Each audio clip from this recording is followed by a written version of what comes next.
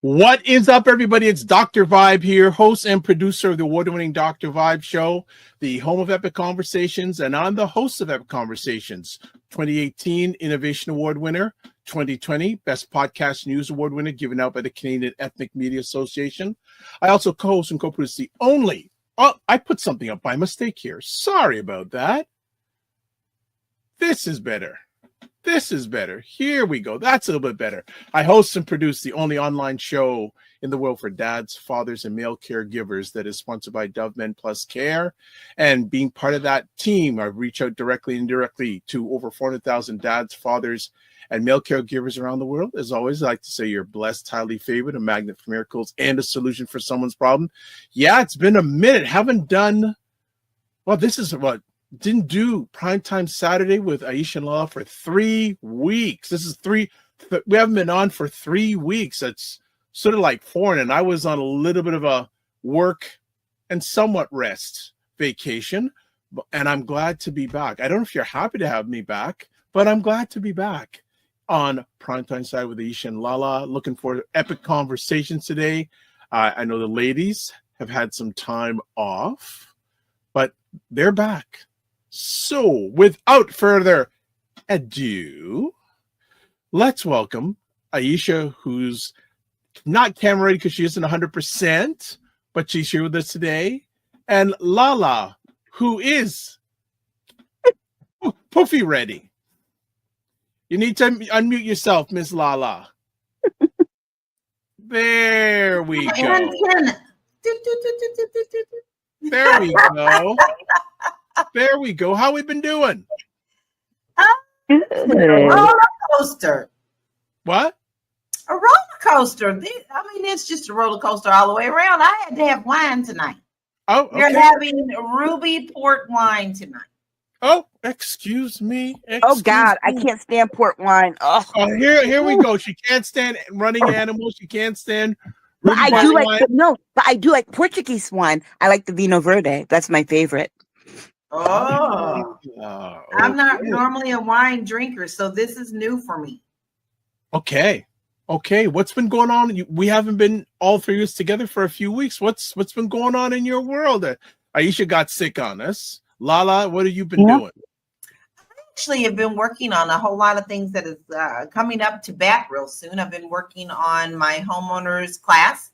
And I'm excited about that. And I'm also working on a homeowner's workbook, which is going to be very in-depth. So a lot of my time has been done on that. I'm also doing a lot of content for my pages, my lifestyle blog, as well as the real estate. So I've been busy. Nice. Yeah. Nice. Me too. And I've been promoting my children's book. And so getting people to buy that. You know, my daughter's grandfather called her because she called him because he's sick. And he said, "Oh, I heard your mom's got a book. I'm going to buy it." I said, No problem. I'll send him one. Actually, we're going to bring it down to them. And her father also said that he was going to buy one. I looked at my daughter. I said, "Oh, no, he has to buy one. He doesn't get his free." No, he's got to buy. He's got to buy his. He's got to pay. But I've been working on something new. I realized that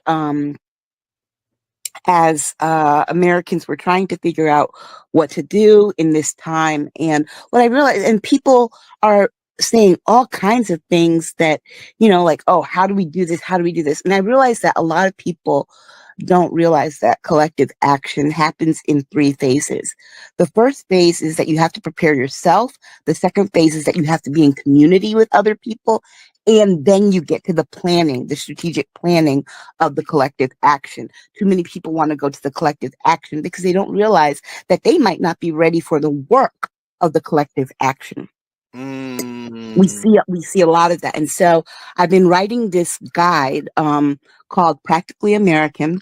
A Guide to Understanding Race, Identity, and Freedom in This Time of Uncertainty, and How to Prepare Wow. for the Fight Ahead. Wow. And so Okay. I'm working on that, kind of like a book that gives history, but also a journaling guide that allows people to take notes, to ask them questions so they can write down things and assess themselves and get real with themselves about how they are, if they're ready, and how to get ready, and then how to be in community with people, and then how to do the planning. Whoa. Not playing. You're not half stepping at all. You're going all in, aren't you? Yeah, because I decided we have to treat this the way I attack communication strategy. Very good. Oh, we lost Aisha. Oh, we lost a whole pile of people. Okay, let's try this again. Okay, let's have people back. And we got one Okay. person on here. Okay, let's try this again. Okay, go ahead, Aisha. What I was saying is that I realized that a lot of what I use in my communication strategy when I do it for other people is are very practical, tactical things that actually would work in the social justice space and the democracy space. Because before I do any kind of plan, I always figure out, okay, what am I prepared to do? What can I do? What's feasible? Am I ready to do am I ready to do the work? And how do I plan my time and things for the work?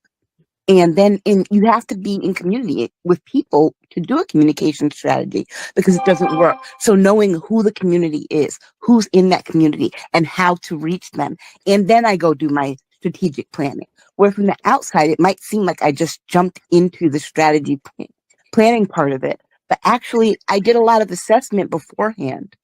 The strategy is the last step, and implementing it comes after that. But prior to that, there's a lot of other work that has to go into it, and I don't think a lot of people realize that.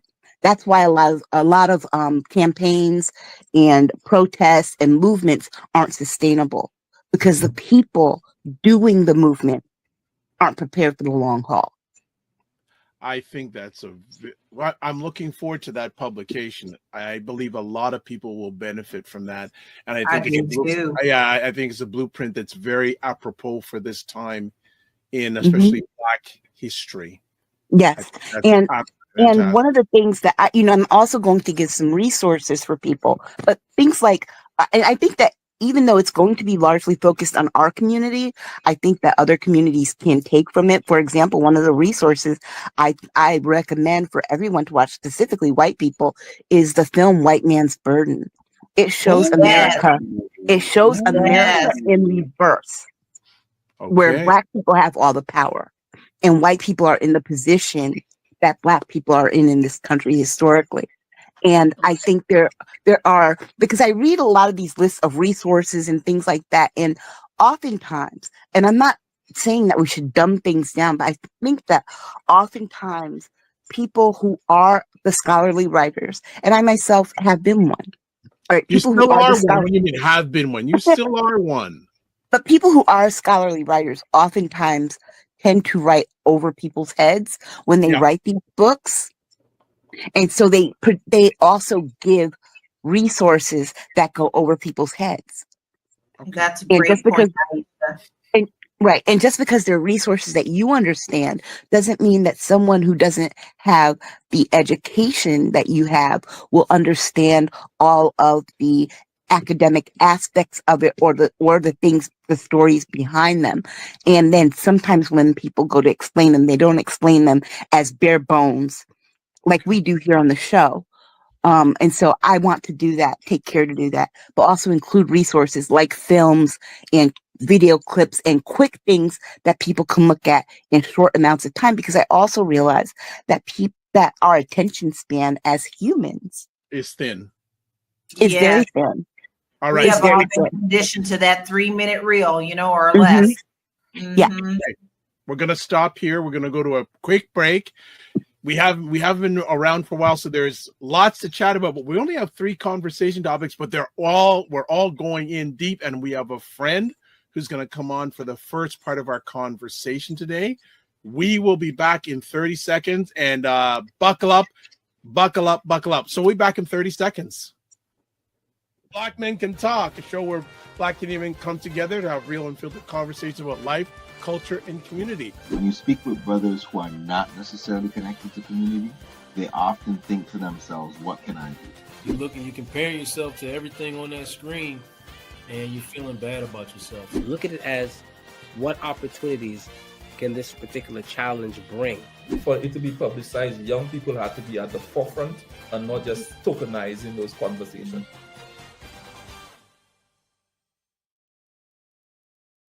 Excellent. That is another one of the conversations that I'm a part of live. Black Men Can Talk. And that's live every Sunday evening at 8 p.m. Eastern Time, 5 p.m. Pacific. All right, let's get down to it. Girlfriends Chat with Aisha, Lala, and Jill Jones on Patreon. There's the link. Primetime Saturday Show Store. There's the link. Join Primetime with Aisha and Lala Discord group. Email me. It's not a link. It's an email address. dr.vibe at the drvibeshow.com. And then please subscribe to the Dr. Vibe Show on YouTube and hit the notification button. Please do that. We're pushed over almost at 1,800 subscribers. Things have been kicking up, partly because of the two ladies that are on your screen right now, because lots of people are kicking into my YouTube channel. The shorts are going fire. Also, follow the Dr. Vibe Show on LinkedIn, Facebook, LinkedIn, and Instagram. My producer is moving too fast. Slow down. Listen to moi, producer. Thank you. All right. Now, to advertise your business, product, or service on any of the platforms that we're on, please email me, dr.vibe at the drvibeshow.com. And also, Indie Soup TV. That is powered by a good friend, Dr. Tachi, out of Fort Lauderdale, Florida. Independent Content Creators Network, been around for 9 months, has over 23,000 subscribers. Interesting fact, I was chatting with Lala today. There was a gentleman named Roberto Blake. If you want to know about YouTube, he is certainly someone you need to check out. He did a 3-hour live online presentation or sharing session this week. And one of the things, and he is credible. He is credible. He does not play. One of the things that came out during his conversation, only 4% of all YouTube channels have over 10,000 subscribers. Wow. That puts Dr. Tachi's platform, Indie Soup Media, in very rare air. I love it. Love it. Very Love rare it. air. I know we're supposed to have there's some topics I want, even if we get quick takes that have happened since we were away, and there were some things that have happened recently. Yeah. So I'm going to go in reverse order on something that apparently happened yesterday. Musk Rubio clashed in front of 47 during a cabinet meeting yesterday. So there seems Apparently he loved it. Dog now. See, this is what happens when someone within the whole power thing. They want this power. They become jealous of one another. They start to eat their own. We are now going to start to see this because now they all clamoring to be number one underneath the 10 ring. They all now see themselves in the position of what Trump is right now, and that's what they desire, and that's what their hearts want. We're going to see more of this, and I'm here for it. Bring me the popcorn. Yeah. Well, here's the thing, and I think this is the problem. When Trump talked to these people, it is very clear that he promised them each something. Yes. For their support and their devotion. Aisha, you hit it right on the head. But they're not getting it, the power and control that they were promised, because Elon Musk is going over their heads. He's firing people in their departments. Apparently, no one in the cabinet really likes him right now. But Marco Rubio was the only one to speak up. I predict this. Marco Rubio will be out by December 31st. You think he's going to make it that long? I think he will go a full year just to have a full year behind him, but I don't think he has the stomach for this. And I understand, Marco Rubio, let's not forget, he has presidential aspirations. And so his main reason for taking this job was because he was trying to take the Hillary Clinton route. Senator, Secretary of State, presidential candidate. That he was trying to go that route. But this clash between them, the reporting that I read and what I've heard from other reporters is that Trump sat back in his chair with his hands crossed and watched it like it was a tennis match. Because you know what? He's looking at his cabinet as an episode of Survivor. Yeah. Oh my God. It's all Yes. a reality show to him. Yes. It's all out reality show to him. And whoever eats the most people is the winner. And it's like it's like think about it. And JD Vance why do you think JD Vance did what he did? He wanted to please daddy. We're gonna get to that. We're gonna get. I don't even think that's it. But the thing is that as far as the cabinet is concerned, I think it was, oh my gosh, I'm not getting as much attention as Elon, so I'm gonna do something to get attention. And they're all doing these things, like even Linda McMahon. You know, I was thinking about this earlier because Linda McMahon, for example, being in the cabinet, you know, I'm like, why would this woman take a job to eliminate the agency, which would also eliminate her position? I know, right? Makes no sense. No, but it does make sense when you realize what happened with those 10 Democrats, and we're going to talk about that. But Jim Himes being one of them. Guess who lives in Jim Himes' district? Linda McMahon. Guess who lost running for senator against Blumenthal and Murphy 3 times? Linda McMahon. So guess who she could run against primary with no problem because of money and being in another position? Jim Himes. That's the only reason he did that. And I hate him for that. But I'm going to tell you this. Why would she do that? Because DOE, I promise you, will be closed in 2 years. I promise you, because in 2 years, she's going to want to run for something. But we're seeing this with all these other organizations too. Tulsi Gabbard told Elon, get out my office. She told her people, don't listen to him. You don't have to send those emails to him, because they're tired and they're frustrated. And I bet you a lot more was said than just Rubio and Elon going back and forth. You can bet it was. I think that's all we heard because somebody in there let it leak.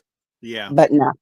So Regina says MAGA is incapable of dialogue. They just parrot propaganda. They have no idea what is going on. The GOP wants to stop town meetings because the constituents in red states are starting to get it. FAFO. Regina also says that Marco will be out by May. He should leave now and rat out 47. He was at that meeting with the Saudis and the Russians. She also says Linda can't run. She is sitting on a mountain of crimes with her hubby. Yes, she can. She already did it before. She had the crimes before. I'm telling you. Wait a minute. Let me make something very clear. Trump did too, and look at what he is now. 34 felonies. But here's the thing: Linda McMahon couldn't win statewide. Because remember, senatorial races are statewide. She lost 3 statewide races. But I think that she thinks she can win her congressional district because it's more local. It's not statewide in a state that has like overwhelmingly blue. All right. So that was a quick one, but let's keep a watch. And it seems that Republicans can get elected, but it's another thing when they try to govern. That's a great point. That seems to be a little bit of a challenge for them. And man, I would have loved to have been a fly on a wall in that cabinet meeting. That sounded like it was. That must have been entertaining. And Marco Rubio, after hearing about this, I'll see how long he lasts. And apparently there were some of the cabinets saying like, why did we didn't give you the authority? There's a big clash, but I've heard that 47 has told Elon to back off. Yeah. See, if he were to leave in the summer, it would look more like he was against Elon, which some of the MAGA against Trump. That's why I think he would wait to the end of the year, because think about it. A lot of secretaries of state usually leave after a year or 2. They don't stay. They rarely stay for a full term. So that's why I think that he'll leave at the end of the year, so that he can say, I left because I'm considering something. There's a run for that, but then remember, Florida also has a gubernatorial election coming up. All Oh, right. that's right. Yes, which I think Byron Donald is running in, I hear. Right, but I think that Marco Rubio might put his hat in and will definitely get Trump's endorsement over. I know Byron Donald's Trump kind of semi-endorsed him, but I think that Rubio might get over Donald's head with Trump for an endorsement that way, because when it comes down to it, who's he going to do? The white-looking Latino or the black guy? We already know that. We already know Trump's number. The Walamala says only a matter of time before 47 and Elon clash.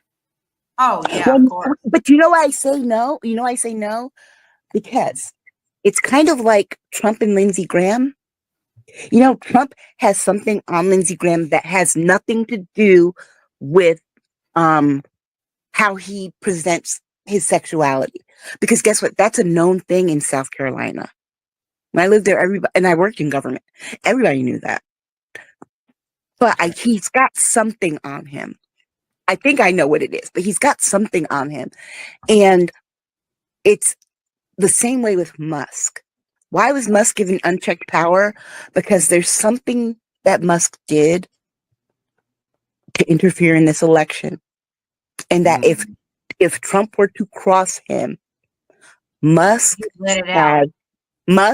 will say it, and then Musk will leave the country. And he has enough money to not be found. All right. Just update the poll on the Dr. Vibe Show YouTube channel, which is in real time. Do you support 47's trade war? Everyone's saying no. That's responding to 100%. 100%. So that's no one is supporting. Keep on voting until the end of the conversation. I should have put it up sooner. My mistake, but I was so engrossed on what everyone was saying. Regina says Elon is increasingly drug-addled. His business are going down the toilet. He texts 22 hours a day. He is melting down. All right. Well, I want to put can I say something on this, please? Because, you know, as much as we are seeing, and we did talk about this, Jill and I, on Girlfriend's Chat, I believe last week. I've really been following the stock of all these billionaires. We are putting a dent into the situation of them and their money. But with Musk, I don't think he gives a flying cahoodle about him losing all that he's losing with Tesla, because of all the government contracts that he is getting and all of the government money that he's getting. He's willing to let Tesla burn. And so, you know, that he may be losing money in Tesla, but he is gaining so much more, 4 or 5 times more on what he's doing by being with Trump. Because he knows government money is more reliable money. He's got it. He has to help him launch. Yeah, because he knows that government money is reliable money. His business stuff is not reliable. It's at the whim of the markets and at the whim of where consumers are. And so remember, and there are things that this is the thing about legacy media that is frustrating me. What people don't know is that Elon Musk has diverted some of the federal monies that they've cut in salaries and other things to his projects. Yes. In the mainstream media, this is the part that should piss people off. If you are a MAGA person and you got fired from your job because of Elon Musk cuts, you should be pissed as hell to know that your $60,000 a year check is now his.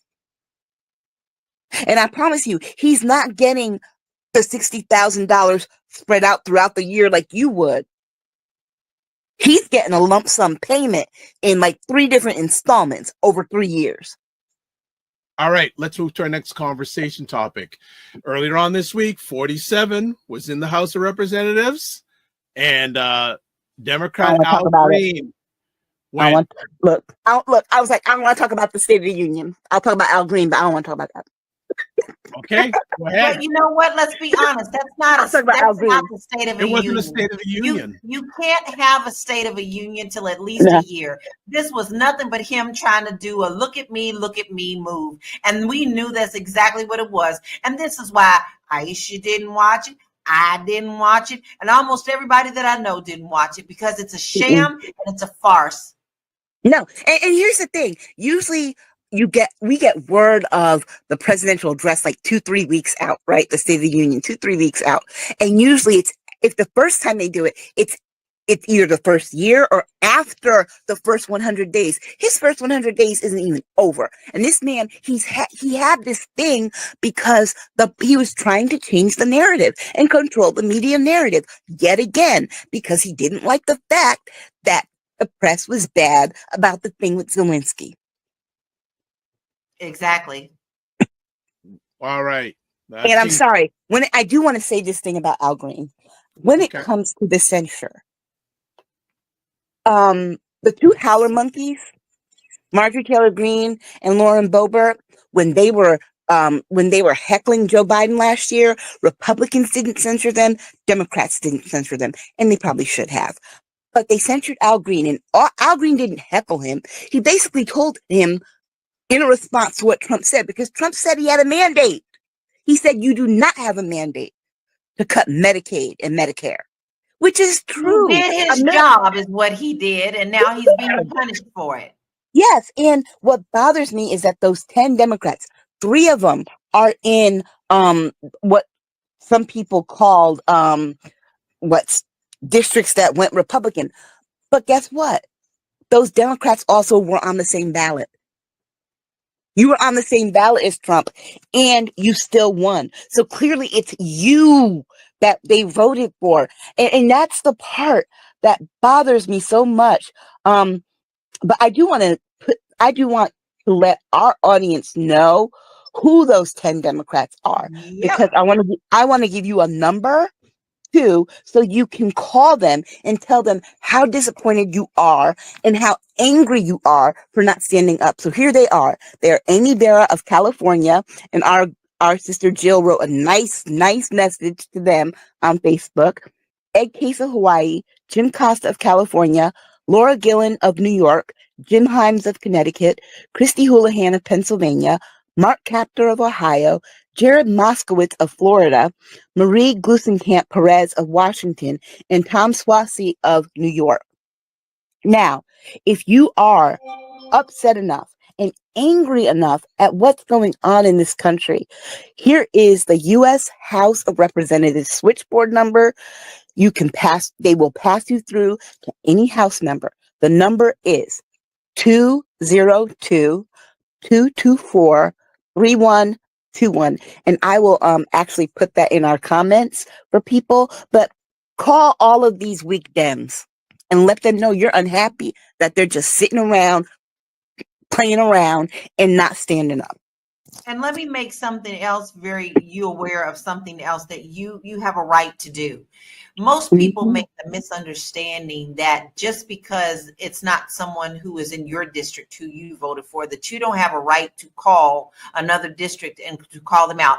Everyone who is in Congress, everyone who is in the Senate, they work for us. So if that means that you have to write each and every one, then you write each and every one. I will be happy to tell you that I'm on like number 15. And I've started with the people who are over me, but now I have gone on and even said, y'all need to get yourself in check. You need to remember that you work for us, and I'm going to need you to step up and do what you need to do. And I specifically pull out things that they are not doing to serve us when we, the people, have sent them there for a reason. Yep. Okay. So don't just get in the bag of thinking that you only need to write your congressman and your senator. You write them all. And I'm gonna tell you, number one was Hakeem Jeffries for me. Yes. Oh my God. Because how are you going to be speaker and say that, well, what can we do? And you know, the thing that really disturbs me more than anything is, you know what, Hakeem, I don't understand why you are trying to be the Democratic leader that Nancy Pelosi was, because we're in a different time. It's a different time. Everything's out the window, baby. We in a new war. It's a different time. It's a different president. And the truth be told, even Nancy Pelosi had more backbone facing Trump. So Jen says, Marcy Kaptur of Ohio. That surprised me. She's been on TV a Mhm. lot about how much she doesn't like the current administration. But she sure did vote to censor him. Wow. Wow. She sure. So what I that just. tells me that you are a traitor, you are a Mhm. backstabber, and you don't need your seat anymore. Yeah. And I'm not going to be quiet about it. And I mean, honestly, I wrote a letter to Jim Himes, and I am prepared to read what I wrote to him. If anybody wants to hear it. Go right ahead. I think you should. I wrote, Representative Himes, I don't know what you were thinking in voting to censure Al Green, but I do want to put you on notice. There are a lot of us in and out of your district who are Black and brown and took offense to the fact that you pandered to Republicans by voting for the censure in what we can only see as an action that upholds white supremacy as dictated by the Trump regime, especially when you did absolutely nothing when Green and Boebert did the same to Biden. This vote was despicable, and I never will again make a donation to your future campaigns. You didn't represent me with that vote, but I will be donating to and knocking on doors for your primary challenger. And I promise you there will be one, even if I have to be the one to do it. But this won't fly. You are in a solidly blue district. It was unnecessary and very cowardly.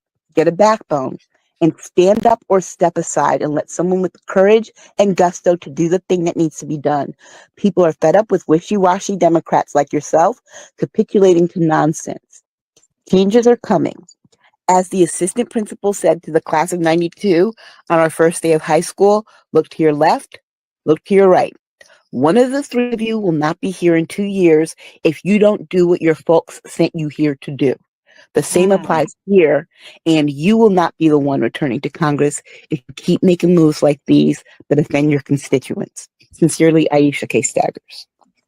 Wow. Well, thank you for reading that. That look to the left, look to the right reminds me of my days when my first year in accounting. The professor said the first day, look to your left, look to your right, look behind you, look in front, look behind and in front of you. By the end of the first term, 2 of those people will be gone.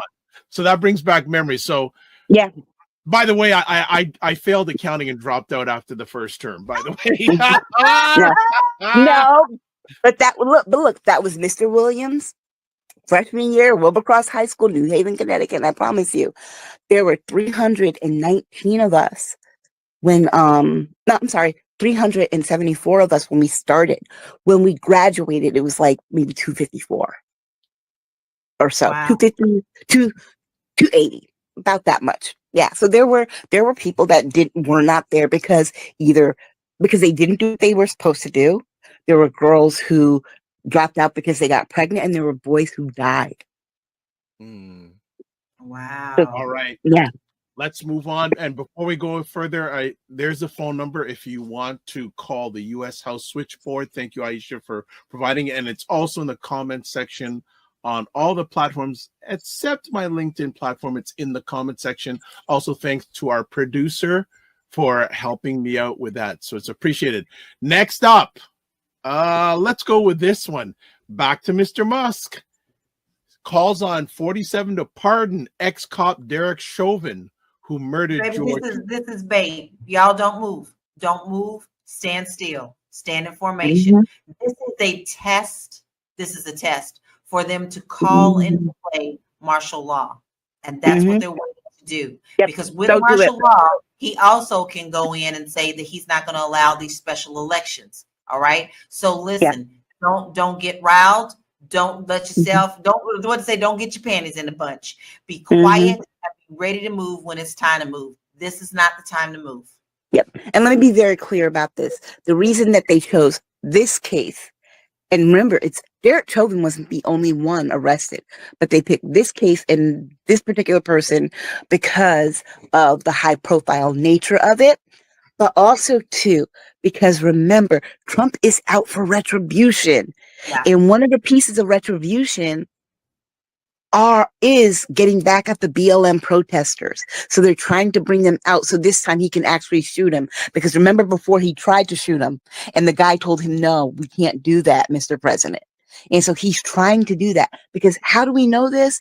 One of the first things in the same day that Elon Musk is calling for this, Trump also pressured the mayor of DC to paint over the Black Lives Matter painting on the street that leads up to the White House. Mind you, this is a Washington DC city street that he has no jurisdiction over. But yeah, but that's what happened. And so, like Lala said, this isn't the fight, because guess what? Let them pardon him on the federal charges. He still has state charges he cannot get out of. That's And right. he is right, and he is in Walt's state. So also that's another reason why they also did this. It's retribution. Yep. That is Tim Walt's estate. Yep. Okay, just to catch up, and I wanted to make sure. So JJ Mars earlier on said 47 and MAGA toying with pardoning Derek Chauvin. And then I know there was a comment that I had here and I can't. Okay, something. Okay, there is a comment, so I need to get up here. Regina says Derek Chauvin cannot be pardoned for 22 and a half years of state charges. It is out on it's out of federal jurisdiction. Yep. And he got charged federally and state charges. Trump can pardon the federal ones all he wants. But Derek Chauvin's not getting out of jail. And then just coming back to Al Green, April Watts said Al Green did a very good interview on the Breakfast Club. Yes, he did. I did see it. It was good, considering the fact that I don't like Charlamagne the God, aka Kermit the Frog. Yeah, I knew you were gonna. I didn't want you to say you were gonna say that again. Okay, all right. Well, lately he's been kind of on point with some things. I'm like, oh, you stepping up. He has been on point after he spent 3 years dragging Kamala Harris. Yeah. All right. After he was principal in turning a lot of black male voters. Yeah. Against her. Yeah. It's too late. As far as I'm concerned, it's too late. This right here, what he's doing now, is guilt. Okay. This happened when we were on break. I want to hear your takes on Zelensky leaves the White House without signing minerals deal after Oval Office blow up. Like where I was, everybody, and I was out of the country, everybody was talking about this. It was rude. It was disrespectful. And I'm sorry. Zelensky's better than me, because the moment he put that wrinkled, nasty, cruddy, disfigured, disformed looking hand on me, there would have been swings. At least enough to be like, get off me. But JD Vance, it's like that. Oh my God. It was clearly. It was a setup. It's like, how dare you say, and then you do this for the cameras? Y'all brought the cameras into something that you didn't need to. Y'all brought the media there. He has no power to do that. You guys did that. And here's the thing. I don't blame Zelensky, because Trump comes in with these people and says, I have a deal. He just wanted the photo op of shaking hands with Zelensky signing this thing. He wanted the photo op. He does what he did with everybody. He told them one thing. Oh yeah, I'm going to give you this. And yeah. Oh yeah, Putin. Yeah, I'll get that. That's taken care of. Don't worry about that. Don't worry about that. And then when it came to it, and Zelensky said, so is Putin going to sign this? Because I'm not going to be the only one signing this. Is Putin going to sign? And Trump's like, he promised he's going to. It's like, what? No. If you were really there trying to create peace, you'd have both leaders there at the same time, signing the paper, shaking hands. You don't just bring one. That was a set up, and that was a show for Putin. It sure was. It was a show for Putin, and it was a show. It's created such a backlash. I don't even think he was ready for that. I don't think that Trump was ready for that backlash. I think he thinks that showed him as a powerful person who's trying to put someone in their place. But for someone who couldn't even fight for his own country because, you know, bone spurs and all, you know, for someone who is constantly still fighting for his country, to call him out on a suit when Musk never wears a suit, this was nothing but a power move. That I think that comment says it all. And who asked Zelensky? The guy who's Marjorie Taylor Greene's boyfriend. Yes. who showed up wearing a hat when they're not supposed to wear hats in the chamber. Who's representing a media house that just got accredited. I thought you were going to call Marjorie Taylor Greene a media hoe. No, stop it. Stop it. So Regina goes, and 47 summation, quote, "This is great TV." Yeah. Right. And see, that's how you know it was a setup, because JD Vance says, oh, and you do this in front of the media, and then Trump says that's great TV. Oh, so basically what you're saying is that you planned this, because somebody put out a meme today that I thought was the funniest thing. It was showing JD Vance right before he spoke, and the meme at the top said, inner voice, I gotta say something before I start having sex with the couch. And it said, JD Vance, why don't you say thank you? I thought it was the funniest. That's funny. That's funny. Listen, if you're gonna dish it, Dr. Vibe, you gotta be able to take it. Exactly. And then somebody else, who is it? I can't remember if it was Jimmy Kimmel or one of the late night talk show hosts, or I think it was Jimmy Kimmel, talking about Trump's tie. And he said for some reason Trump and JD Vance both decided that they would get ties that doubled as sports cups because they were so long. They were so funny. That's funny. He's like, look at him sitting there with his legs open, and the tie is covering his junk. It was the funniest thing to me. It was just the funniest thing, because you look at it and it's like, you know, you ask the question, the dude asked the question about what he was wearing. It's like, you do realize that man he's not sitting up in an office like our president would be if there was a war. He's actually out there with a gun, fighting on the battlefield. So he literally left the battlefield. He didn't just leave his office. He literally left the battlefield to fly a plane over here. And he can't, and he's going to leave and go back. And why was he wearing black? Because that's part of their military uniform. But also, if there is a hit on you, the last thing you need to be, what was he supposed to do? Wear a white suit? Wear a suit with a white shirt? Is the way the world is reacting, and I definitely stand with Ukraine. I wish you come at me. I don't care.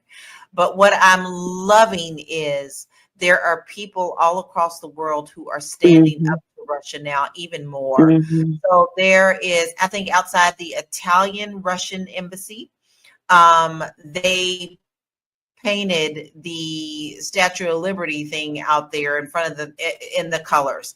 Then there was another embassy in front of the Russian embassy that went out, and what they did in London, they spread the colors of the flag of paint on the ground. So every time someone drove by, those colors of Ukraine flags on both sides were painted in front of the embassy. The world is tired of this. The world is trying to be diplomatic, but it's at this point now where we can't be, and you have to stand for something or you're going to fall for everything. And I think the whole world is feeling that. It's not just America. What Trump is bringing out in people is solidarity and unity for humanity. Yeah. I hate the fact that we're going to have no allies when this is over, but I like the fact that our allies are uniting themselves. And I'll tell you this, I don't know how or why Trump thinks this global superpower of the US, Russia, and China is supposed to happen or function when Russia and China both want to take over the United States. But let him have his delusion. By the summertime, I think that Americans are going to start to wake up. And I think that you are going to start to see more people protesting. But I'm going to tell you something. I don't think the people, put it this way, the people who are going to be on the front lines this time aren't going to look like us. No. And he's going to have a hard time shooting them. Yeah. Okay. Last conversation piece. We are broadcasting live on March 8th, Saturday, March 8th. It is International Women's Day. Ladies, do you have any comments, thoughts on International Women's Day? I do, because you know what? Women are the backbone a lot of the times of all the movements. We are by nature nurturers. And the fact that we still can carry this world, birth the men who also run this nation, and still be paid so much less than what men are paid speaks a lot. And we are under attack as well as women, because they want us to go back to the places of just being housewives, thinking that that is not powerful, when there is nothing more powerful than a housewife. Okay, like even a housewife is just powerful. Yeah. But here's the thing. We are being put under the gun by people taking away every last one of our rights like we don't count. I am here to tell you, ladies, you are more powerful than you will ever know. And you need to step in your power and get information. I don't care if Google takes our International Women's Day off of their calendar. I don't care if the government is trying to tell you that you're not worthy. I know differently, and so do you. If we don't give birth, there will be no one to run this country as long as they disregard us. Know your power of creation and know your power to change this world. Now you're the one who's going to have to make it right. Amen. I just want to say to the women in the Congo and the women in Haiti who are watching war, who are mothers and watching war ravage their countries, and seeing their children being faced with such atrocities. Know that there are many of us who, while we're fighting our own fights in this country, do think about you all. Yes. We do speak of you all. We do speak of your plight. And when we're fighting for ourselves, we're also fighting for you. Especially, I really want to especially give my love and respect to the women who are in the African countries that lost their U.S. aid. Yes. Because I know what it's like to, struggle, work, not have enough to, pay the bills sometimes, and worry, am I going to have enough for food and for the light bill and the car or what it's like, or, maybe I'll let my daughter eat and I won't eat so I can have enough money for gas until my next paycheck on Friday. Right. I've been there. I understand that, but but what I don't know deeply is not having anything.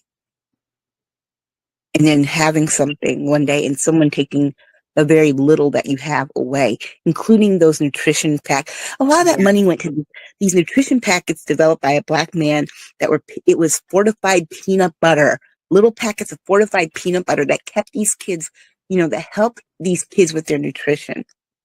And the fact that we stopped that aid there and the cruelty of it tells me that there's more cruelty to come on our own people.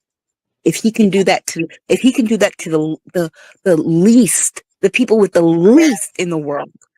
Yes. Imagine what he can do to people here that have the least.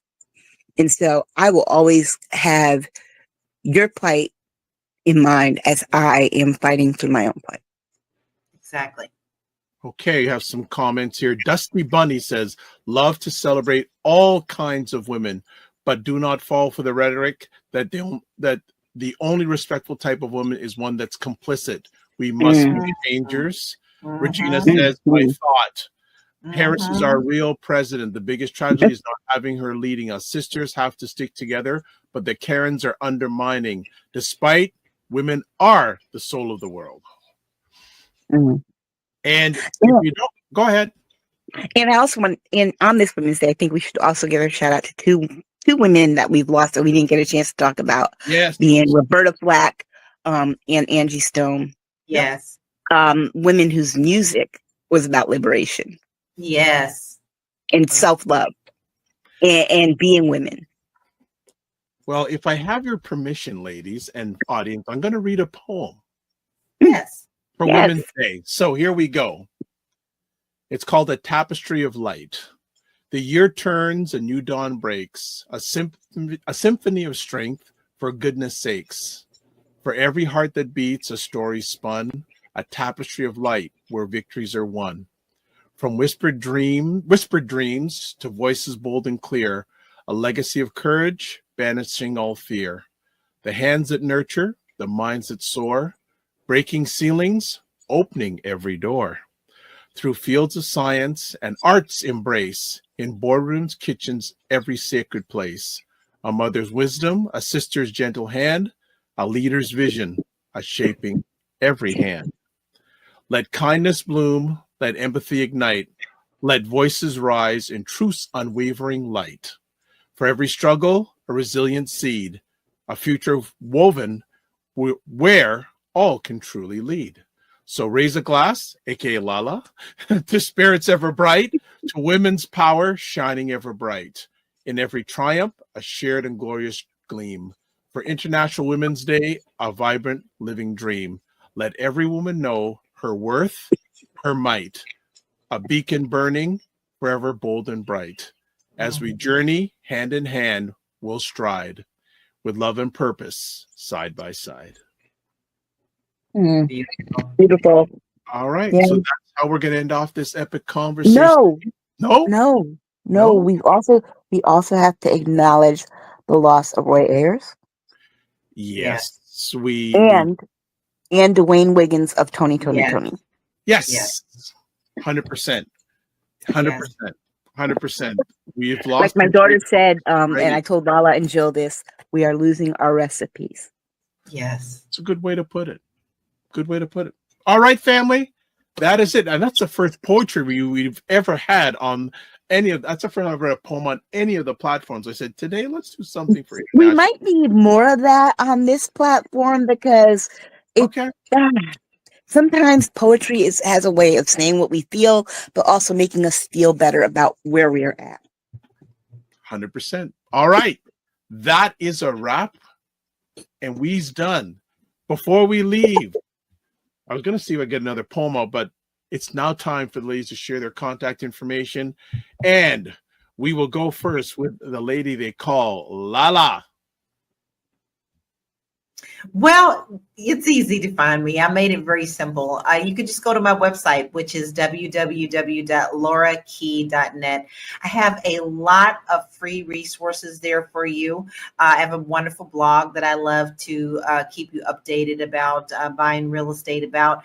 And my merch store is also on that page too. So if you're interested in fighting the power and you like to do it with t-shirts and candles and bags and mugs, then you can go there and look at my my merch and then support me there. But I'm also really active now as Facebook has now decided to continue to punish me for posting Black history facts and speaking out. I am moving a lot of my stuff to Buy Me a Coffee, and that's at buymeacoffee.com/rebirth of Lala. And I will be happy if you would go over there and support me there as well.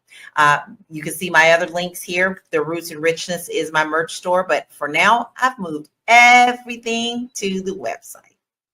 Thank you so much. It's Aisha Staggers time. Yes. You can find me on Blue Sky at akstaggers.bsky.social. You can also find me at Medium if you want to find any of my writing, and you can find me on Instagram at akstaggers. And Regina Friss, hit me up. We got something to talk about. Good stuff. Okay. Good stuff. All right.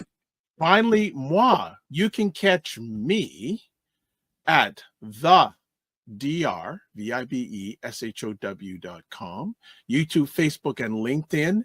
Yeah, man. Especially via the LinkedIn. Subscribe, notifications, share it out. YouTube, Facebook, and LinkedIn, the DRVIBESHOW.com. Instagram at the DRVIBESHOW.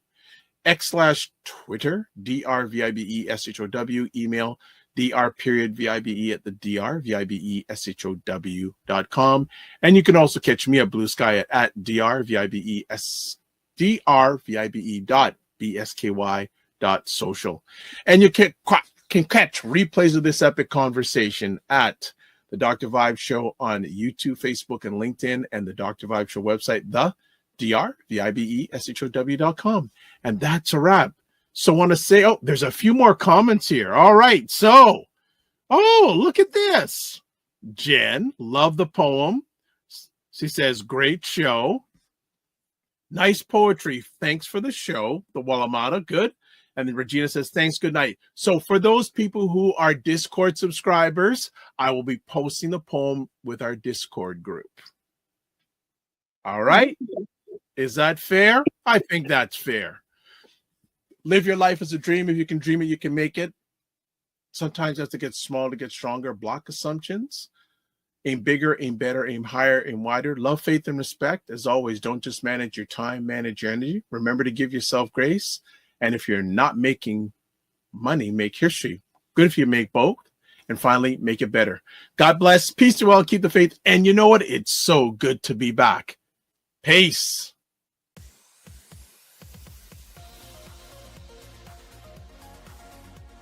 Understand how afraid I am of any member of the rodent family that's down to squirrels and chipmunks. Okay? I cannot stand all members of the rodent family. Rabbits, bunnies, no. I don't. What else is going on that day? I mean, is there something we're supposed to be doing? Why are you going there? Why are you going there? You know I'm going to ask you. It falls the same day as the inauguration of the new president. The what? Excuse me? I'm sorry. So in other words, Monday. So onesies. Now, folks, don't ever think you're going to see us all on a show with onesies on. Don't do that. You might see me. You might see me. You'll see me and Lala because we oftentimes wear ours.